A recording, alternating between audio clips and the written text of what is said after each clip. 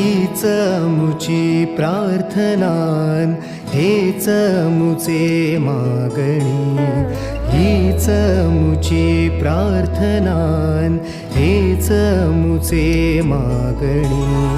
माणसाने माणसाशी माणसासम वागणे.